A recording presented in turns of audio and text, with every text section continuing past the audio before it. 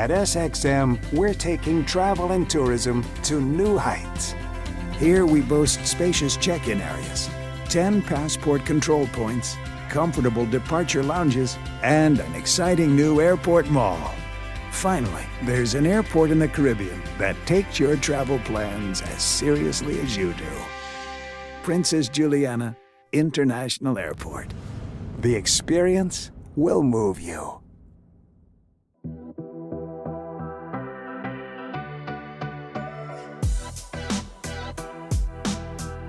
Hello my people, it is GCY of Sit, Sip and Chat, letting you guys know that the Post Lounge is back. We're going to be back at Axum Cafe on February 7th from 8 to 10 p.m. So you guys were inquiring and now we're back. Come on out and enjoy the vibes.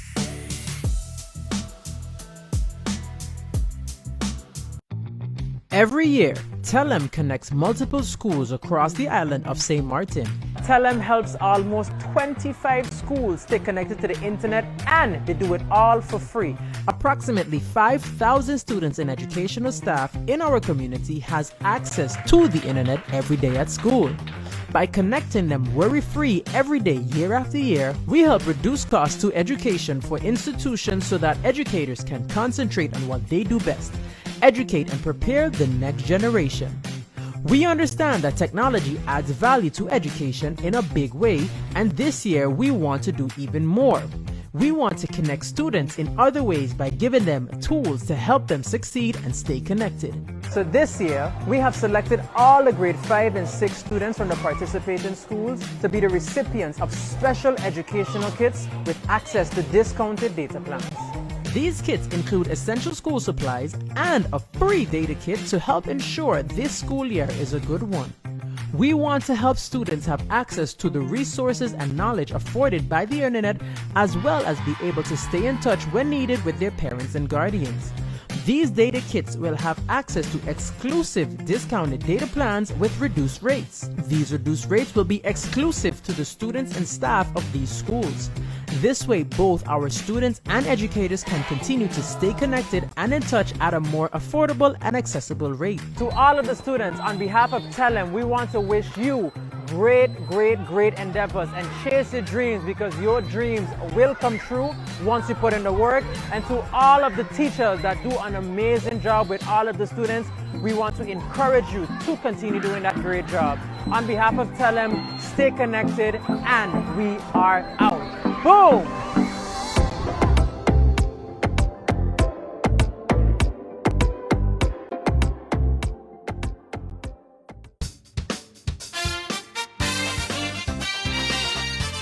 Welcome to the Late Night Show. Hope everything is okay. As you see, we are on Cool Bay Hill. And of course, I'm your host, Andrew Dick, and I decided to do something different. You know what? No. I'd rather be at a roundabout. Put me in a roundabout. Oh, yes, this is a roundabout. Yeah, I'd rather be in a roundabout because that's what we... Well, not really. You know what? Let me go. Hey, be in the studio. Thank you, Peter Elections. Yay.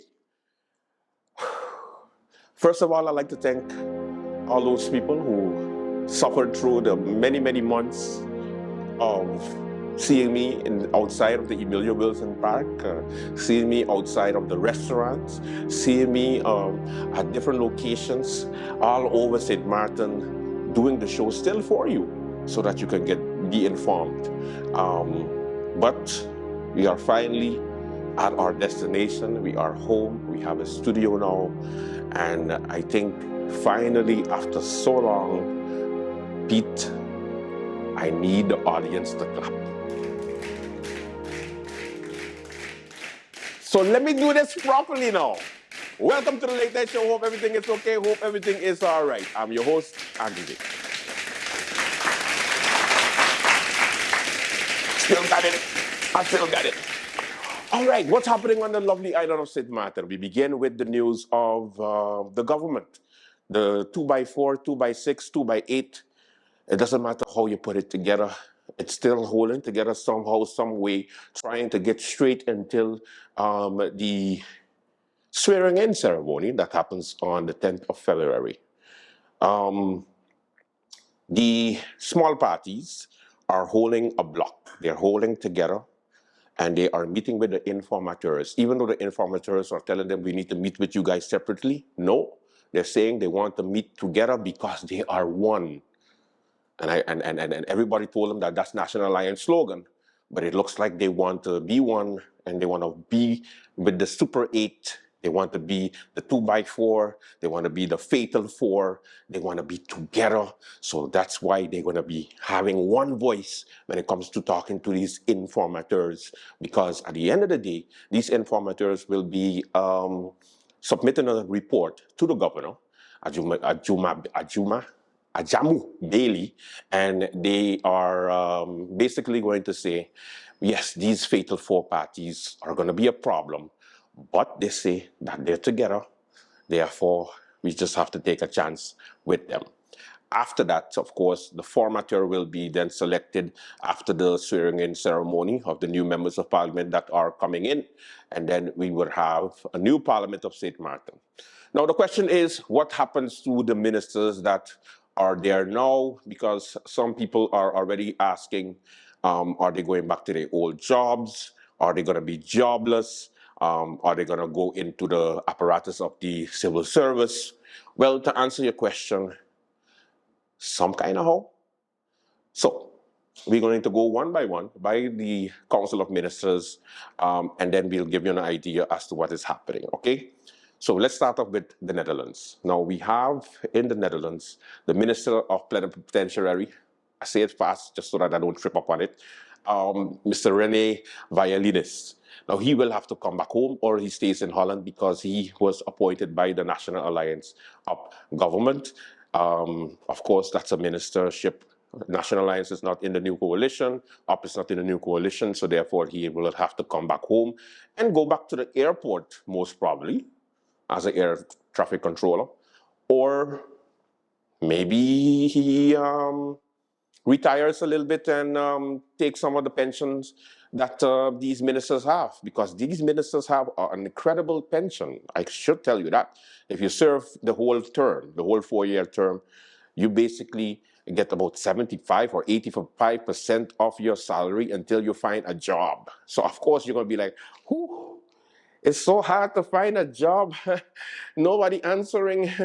So just continue sending me my check.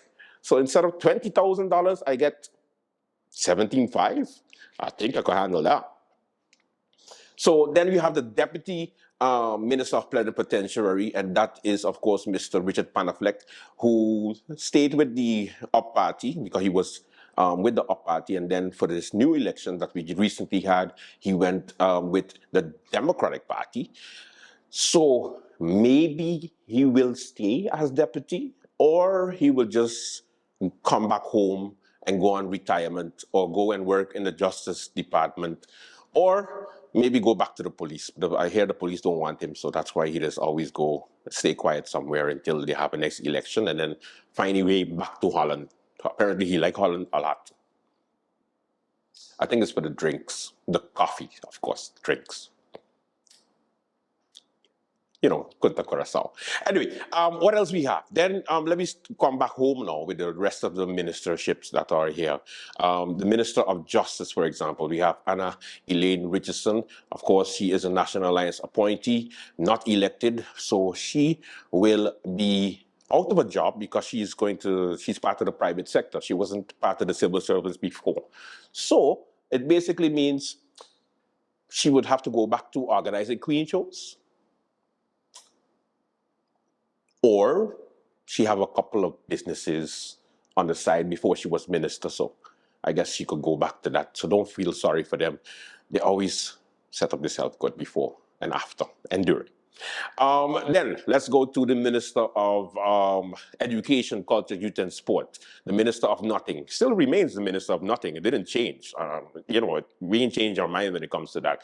Now Mr. Rudolph Samuel, Dr. Anders Rudolph Samuel, will be going back to his bakery. As you know, he has a bakery in Middle Region, supermarket bakery, so he will be going back to baking bread. Of course, he was baking bread the whole time while he was a minister, so nothing really changes.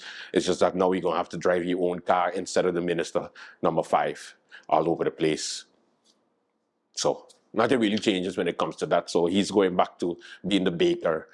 So if you want to check out some bread, some good fresh bread, make sure you check out Carl & Sons.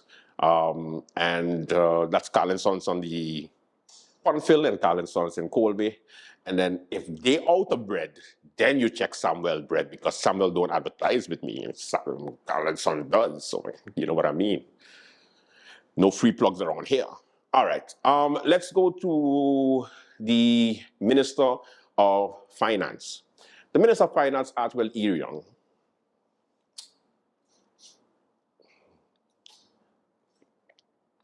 Now, before he was a minister, he was a member of parliament. So, unfortunately, he was re-elected. So he's going back to parliament as a member of the opposition for the National Alliance. I wish he was not re-elected, because he wet the bed when it comes to these past months as the Minister of Finance. Many projects that had to start, many projects that had to begin, had to finish, had to be implemented, was not done. Minister of Finance Atwell Irion has single-handedly stopped the banking law that was supposed to be implemented, the marketplace that had to be implemented as far as the reconstruction is concerned. The 2024 budget, he put it on hold and said, yeah, he's not going to continue it because the new government coming in, so basically, not my monkey. Then there is not forgetting the CFT gave us very strict warning against what he's doing when it comes to the central bank. He has failed in many ways that almost makes me want to give him the worst Minister of Finance title, but it makes no sense because it's just a couple of weeks away for me to give it to him. So I will just say that if he was re-elected as the Minister of Finance, I would be calling him the worst Minister of Finance in St. Martin history. Because for the sake of the economy, this man has completely dropped the ball because he was not re-elected, as his party was not re-elected to go and continue for him to be Minister of Finance. He was re-elected by his party to be in Parliament, because remember, it's a parliamentary election. So he was, he's going to be a member of Parliament who's going to be bitching the whole time, you know, about everything and anything, because he was literally there last week, the last month, last year. All right, the Minister of Romy, Egbert Duran, will be going back to Parliament. He was re-elected, as you know, as the highest vote getter of the National Alliance. So yay, Yorkies. He's going back to Parliament. So the Ministry of Romy will then be going to somebody from the PFP party. Then we have the Minister of Everything, Omar Otley, will be going back to Parliament. And basically, you know, a new minister will be coming in. Minister of Tourism, Leo Lambrix, will not be going to nothing private, nothing in the civil service, because he was not a civil service. He came from the harbor. So he will be going back to the harbor or going back to Checkmate or wherever he came from when it comes to him being a private citizen who was appointed as a professional as the Minister of Tiat. So he basically didn't even run in the election, so you don't blame him, you don't have to worry. He's going back to whichever hole he came from. What else we have? Then we have the Prime Minister Sylvia Jacobs. She was re-elected as a member of Parliament, so she will be going back to Parliament, and of course a new Prime Minister will be coming. Am I missing anyone? I believe that's everyone. And then if I did forget anyone, they was not that important, obviously. And that's as far as the Council of Ministers is concerned.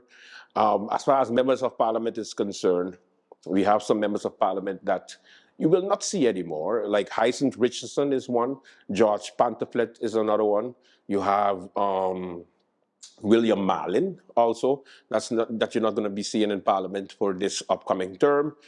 Miss Angelique Rumu, you're not going to see there. She was not re-elected. Then you have from the United People's Party, Cookie Cookie. Then we have also, who else? That's Sidat Bailani, that's Cookie. Then we have Rolando Bryson, the leader of the former leader of the United People's Party. Got to get used to saying that. And still the hardest working MP in St. Martin history. That did not change, no matter which analysts come up with all kind of different excuses. He's still the hardest working. You can't take that away. And then, of course, you have,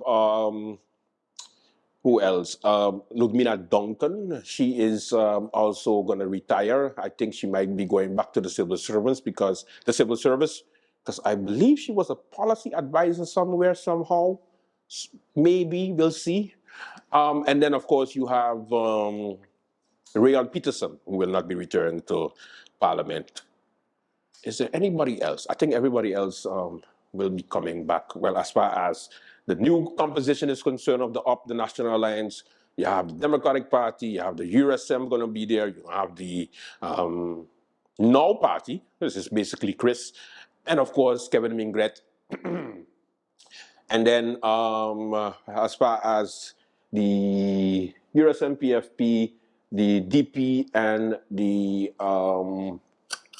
Now. Yeah, that's basically it. So it's going to be an interesting composition.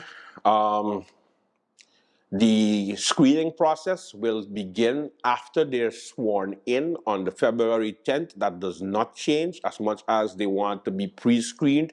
Now, they have some candidates that give their documents already that, you know, they're eager, they're ready to go. Lyndon relax. But of course, it's going to be for some time, all right? Now, what we're going to do is we are going to take a commercial break, and when we come back, we continue with the late night. Let's begin.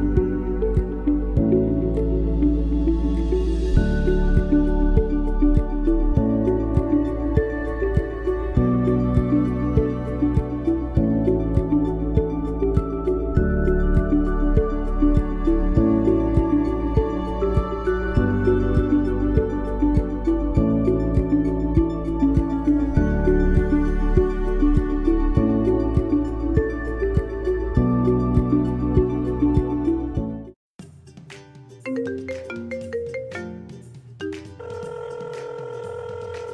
Mom. How are you? Hi, darling. I'm fine. Just calling to say hi. Oh, okay. We got over here. Girl, I hear watching this movie and it.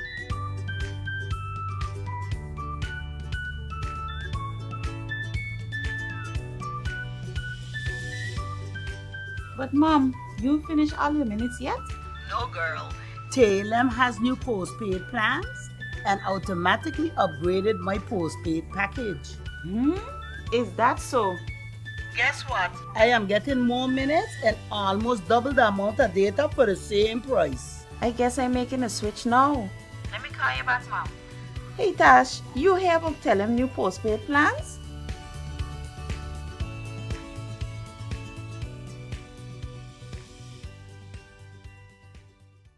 Welcome back to the Late Night Show. Of course, now, Claudius Buncamper came out of the cage, came out of the ditches, came out of the hole that he was hiding in since we had the lovely parliamentary elections. Of course, he did not make it, but it looks like he's going to continue his podcast. Pete, please give him a round of applause, please. Yay.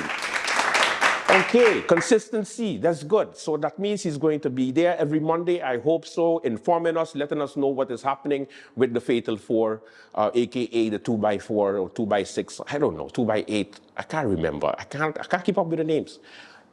He gave a wonderful podcast opening today. I'm going to share that with you. It was pretty good. Good morning, St. Martin. What's cooking? Has been a while since we have had these programs the way I used to have them normally. Very open, very direct, not with any political thought in mind other than if it is political, it is of an informative notice. And you try to keep the public of St. Martin abreast and fully informed as honestly as you can, as correctly as you can. Today is a wonderful day. I just looked outside here. I see the blue skies and yeah, let's get back to it. What's cooking, St. Martin? A chat with MP Buncamper. It has been a while. I must honestly say it has been a while. And you know, after elections, people told me, okay, so you go back on now? And I said, no, give it a few days, give it a few weeks. I need to take a break myself. I am tired. I campaigned hard and I'm tired now. I'd like to take a few days off. Gather my thoughts, and see where we go from here. Because at the end of the day, and I'll talk about it a little later, the elections were not as I had hoped them to be, but I understand what happened and I accept what happened. Not that I am not going to do something about what happened, but I'm going to deal with it in the right manner at the right time. Sometimes they say, when they do bad, you do it back one time. No, they said revenge is served best cold.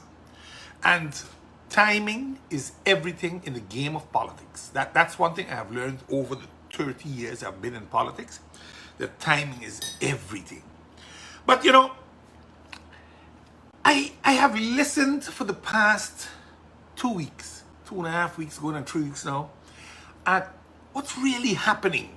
Elections took place. And what now? Where do we go from here now?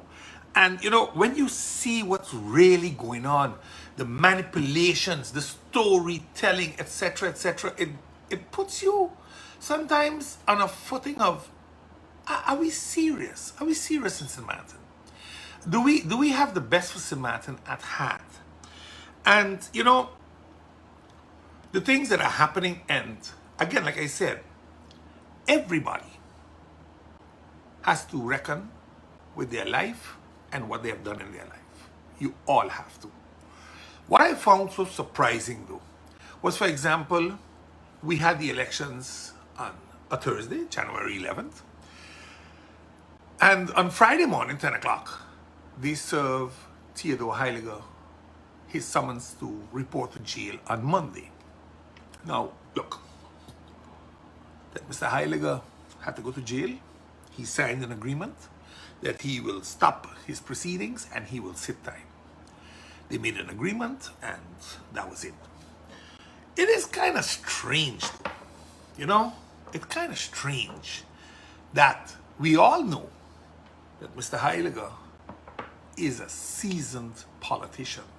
And if there's anybody that can put a coalition together overnight, it is Mr. Heiliger.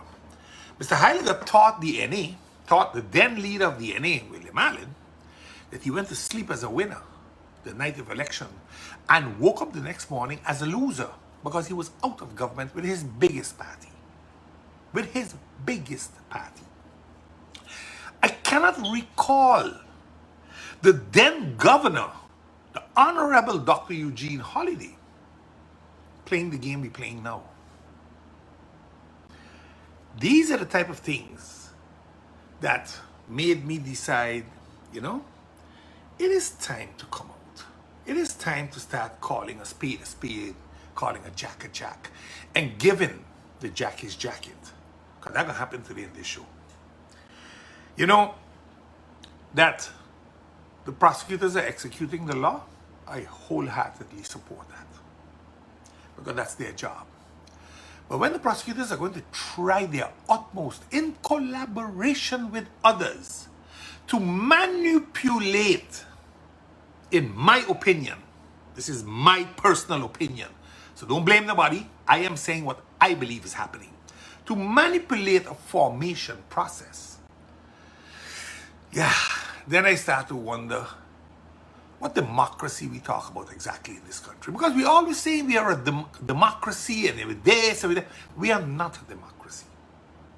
We have left that word someplace back down the road when we start allowing others to decide for us.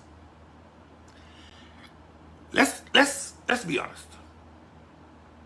Had they locked up Heiliger next month, I had nothing to say. Because a government would have been formed, and I'm sure he would have had some influence in advising what to watch, what not to watch, which pitfalls to be careful with.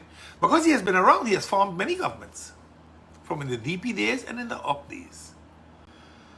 This is not to give Theodore Heiliger credit unnecessarily, but give Jack his jacket. He's one of the few people in the country's history that pulled his own seat. One of the few. I know there have been some great ones, like Joe Richardson.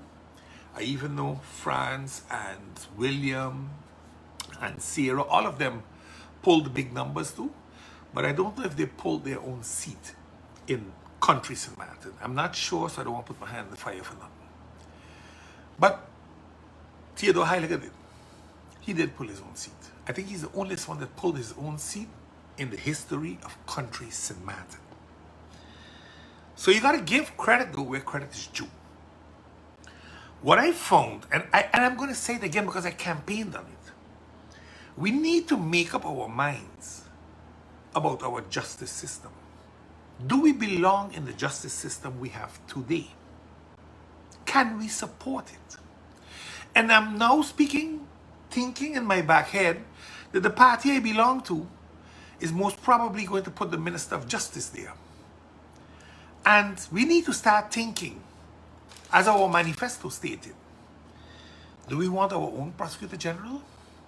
Do we still want to remain part of the common courts of justice that includes the best islands? And the reason I keep bringing back the best islands and our own Prosecutor General is because of the influence of the Netherlands in our justice system. When I commit a crime in St. Martin, I get a punishment. If I would be living in Holland and I commit the same crime, my punishment is half or nothing. I would get community service. Pay back the bill and community service. Why do they do that? Because housing prisoners is an extremely expensive something. And yes, I agree. If you break the law, you should be punished. But you think taking away somebody's freedom is truly punishment? It's not.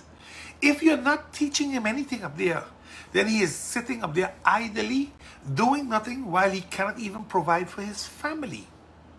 If that's what we believe we have evolved into, then we are no better than a zoo,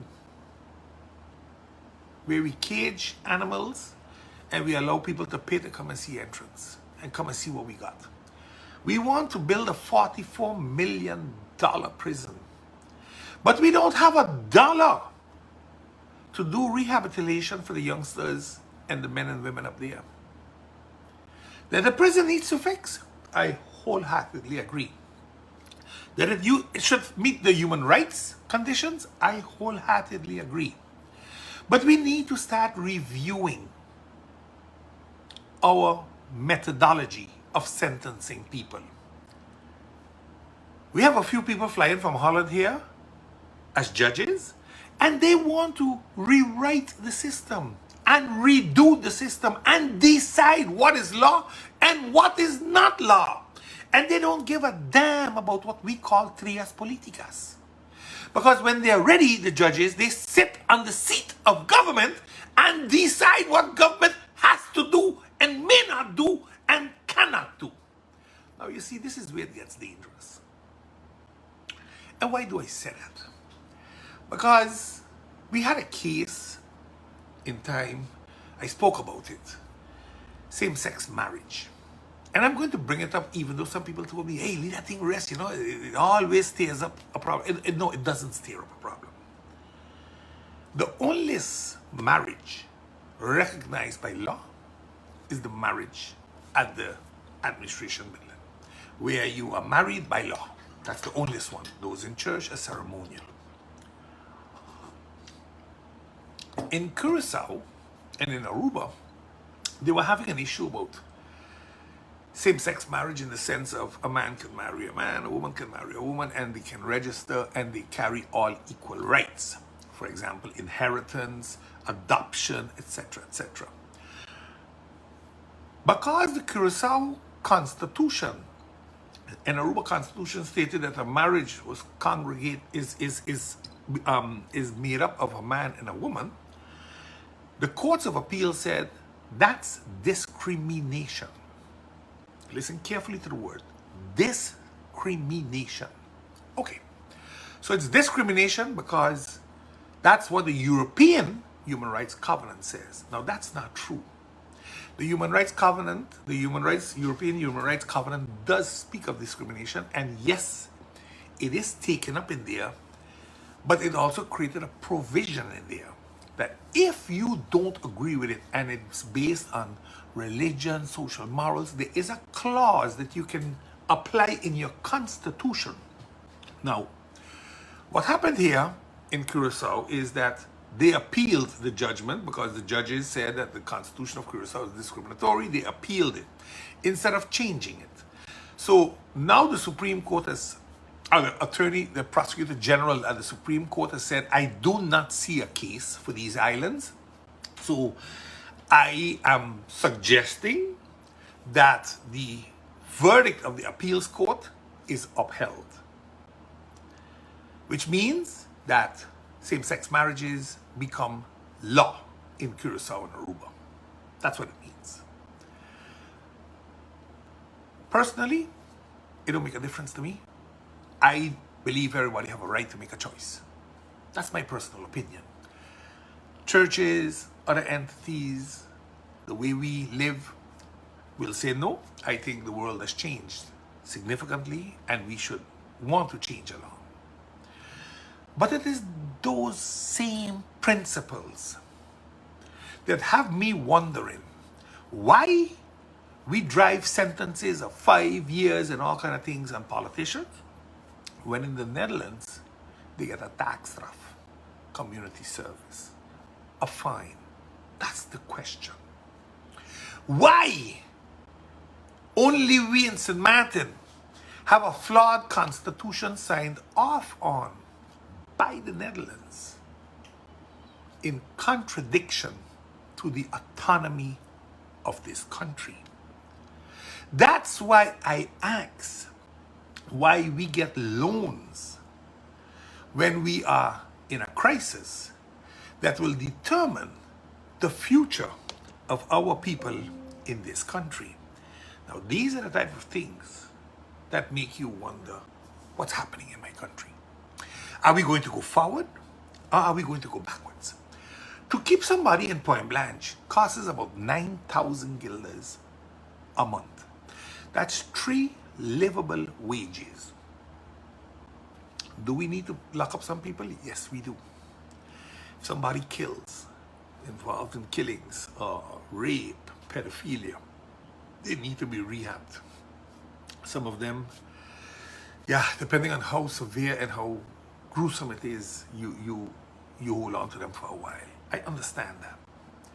But I do not understand if a man and a woman have a dispute and one hits the other one, that you got to put them away for 6 months or a year. We have anger management classes. Send them there. Watch them. So create a probation office that can handle the needs. Anklet bracelets. Why are we locking up people that have not hurt a fly? So they are not a danger to society. We have had a lot of cases in the banks, in government, where people have defrauded the institutions they worked for. You think locking them up is going to make them better? For God's sakes, you don't even have a rehabilitation. You got them in cells for 22 hours a day, 20 hours a day. What are you teaching them? Nothing. Nothing. You got them up there caged up as animals, too much in a cell. But, oh, the population is broken because of what they did. Are we serious? That's the words the public prosecutors use every time they jail somebody. They're a menace to the society. The menace to our society is the prosecutor's office because their inconvenience go at people. And I want to bring in something now that I thought long and hard about. You all can remember October 2021? That's when they went to the airport and they arrested 2 employees at the airport.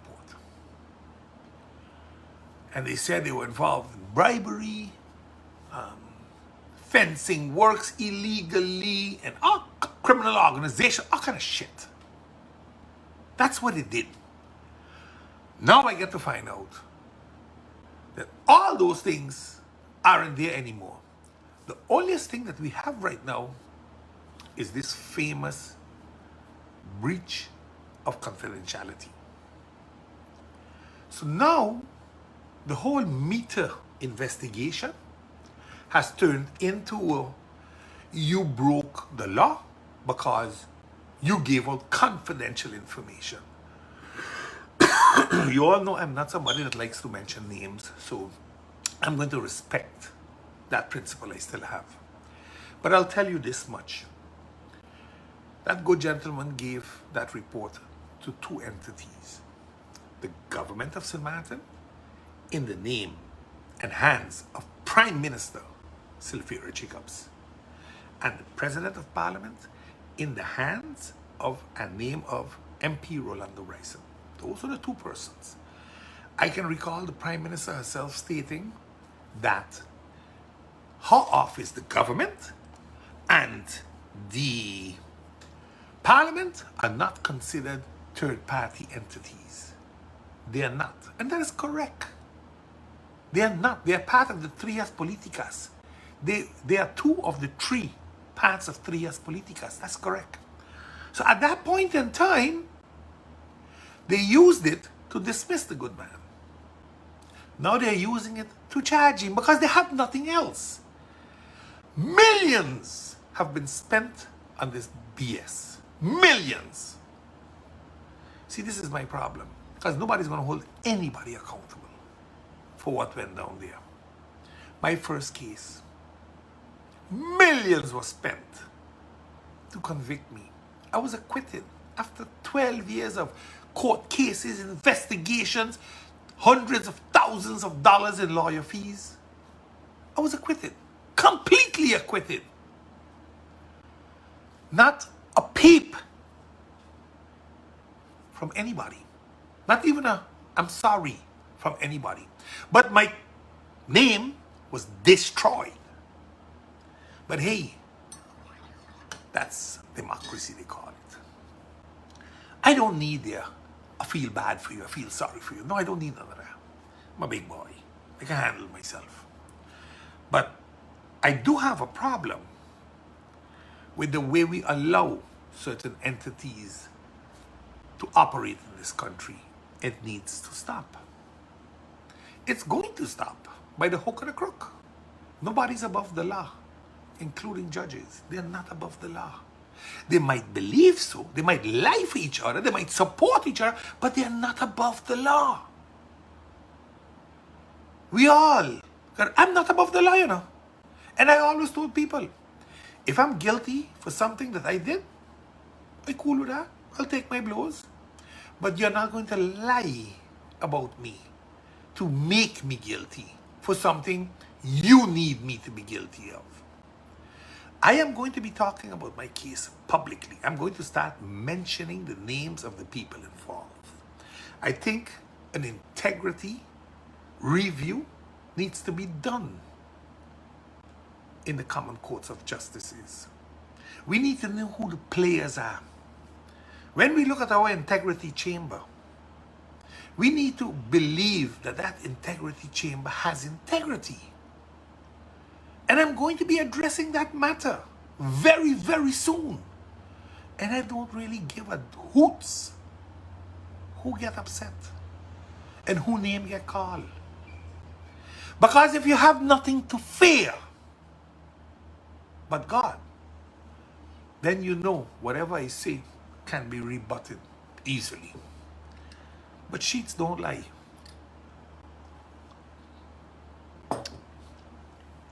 I paid a dear price this election. My sacrifice and my punishment was that I was not afraid during the past year and a half to call out entities that did wrong. And where government made mistakes, you call them out for such. I was particularly very harsh on the NA party. I won't lie about that. Most particular, the Minister of Romy, he got his fair share of licks from me. I always enjoyed when he would go on radio and say, fact is this, and fact is that, and fact is that. And indeed, I have a conviction. I can't run about it. That's fact. Fact is also, I am contesting that conviction. And until the fat lady sings, there is nothing that you can say different. Fact is, he's under investigation, and others in this country are also. Those are facts, not fiction. Those are facts. Nobody wants to say nothing, but I can start talking. Because we need to understand, while we are trying to manipulate the public of St. Martin, we are offering seemingly, according to the school children, bribes to certain people so they can jump and join with the Fabulous Seven, because the Magnificent Eight became the Fabulous Seven. One gone. So where do we go from here? The governor's office seems to be on a rampage on its own. The governor was informed by the present coalition, new coalition, what do you call them, the 2x4 coalition, that they have a majority of 8 and that they're ready for formateur, informateur, whatever. What happens now is an informateur, 2 informateurs are appointed, 2 people with credibility. It's not an issue about the informateurs. What becomes an issue is when suddenly you read what the informateurs have to do. And they have to talk to everybody, every entity and business in this country to see if they believe that the present coalition that is to become government can suffice and can handle the public's finances and can handle this and can handle that. And then I suddenly get the impression that we are on a very, very slippery slope now. Claudius Buncamper, former suspended member of Parliament. Did I say it good? So he's going to be the former suspended member of Parliament. Yeah, that basically makes sense. Yeah, I know, right, Pete? Yeah, I know. It caught me a little bit off guard too. All right. Flashback. Okay, what's happening on the lovely island of St. Martin? We begin with, of course, the bacchanal, the drama of this unity flag. Who supporting it? Who's not supporting it? What is going on? I don't know. The Parliament decided to meet on some different issues, and of course, they couldn't let Monday go. They had to address it because Auntie Sarah is still upset because William Marlin decided to cut off her mic when she was talking at an informal meeting of Parliament. Now, let me explain. Monday, the members of Parliament wanted to have a Central Committee meeting with the Minister of Education, Culture, Youth and Sports and the Prime Minister and also persons who own the flag. You had the Lassana Sekou, Fabian Badajo, Suja Ref, you know, the whole group. The meeting didn't go on because the members present, the opposition members present, decided not to give quorum, so decided not to sign in so that an official meeting of Parliament could actually take place where these guests can present the whole background behind the unity flag.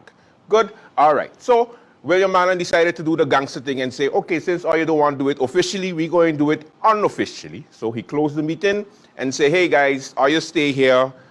Let me just talk about this thing out in the open. All right, that took place. While they had the informal session, Auntie Sarah then, who was there but decided not to sign for the meeting, decided to say, I got something to say. I got something to say. And everybody like, wait, what? What?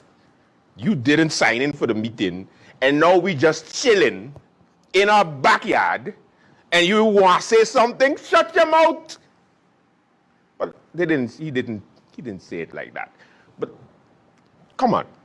Anyway, William Marlin politely said, no. Because if you had something to say, you would have given the quorum so that you could have talked all you want. So he closed the meeting, and of course, what does Auntie Sarah do?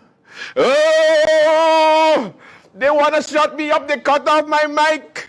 Oh my God, this government is the worst. Oh my God. Oh, the agony. Oh, the agony. Yeah, dramatic. You tell me. Here's Auntie Sarah in Parliament. The St. Martin unity flag. Nowhere in the convocation was it stated that this would be a presentation to the Parliament. All of that being what it is, but before I go any further, let me cite the introduction to this MOU, which the government already decided it is signing, for which a press conference was already scheduled for the signing, and it starts off.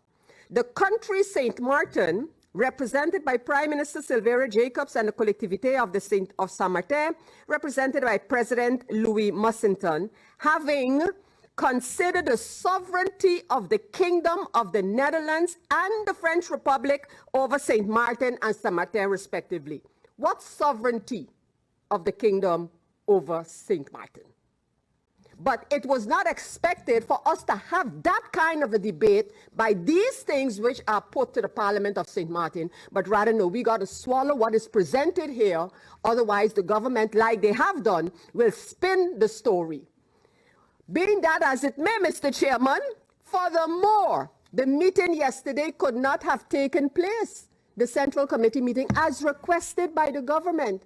So, in his wisdom, the chair decides we will have the presentation by the government in a gathering of Parliament, which in itself is a novum. Of course, William Marlin decided not to just let it go. He wanted to answer Auntie Sarah and say, hey, that's not exactly how it went. Let me explain. So he decided to school Auntie Sarah. And I just love Sarah and William's back and forth. It brings me back to the old days. Take a look.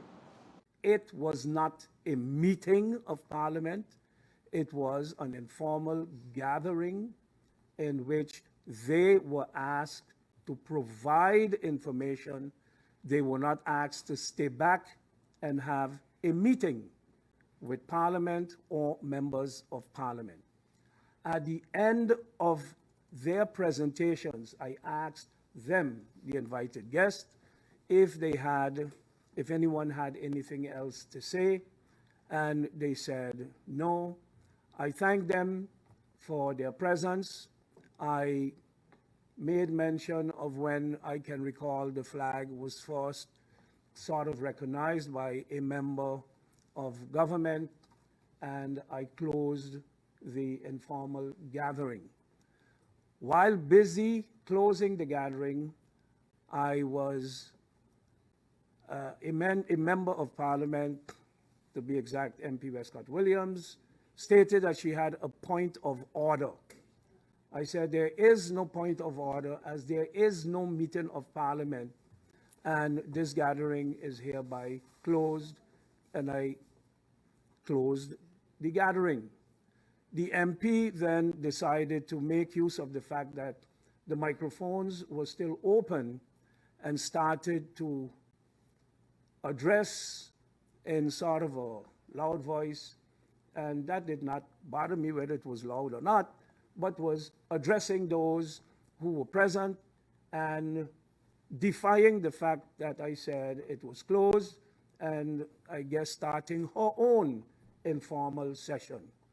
I then asked, since we asked permission from members of the organization, and I'm not throwing anybody under the bus, I am not going to say it wasn't me, it was somebody else. I requested Mr. Kelly, Benjamin Kelly, to turn off the equipment because we were told one member of the organization who turned on the equipment can only turn it on for us to record, but he would not be present during the recording.